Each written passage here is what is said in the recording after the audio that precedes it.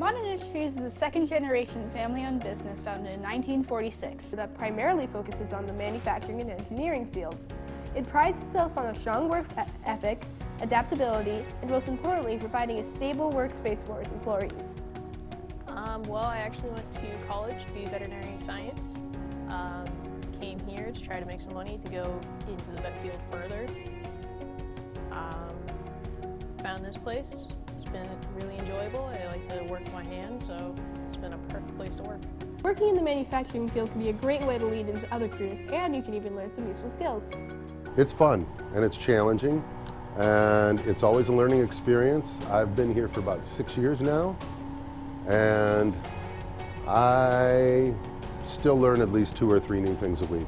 Manufacturing is a very hands-on job, and you almost always learn something new.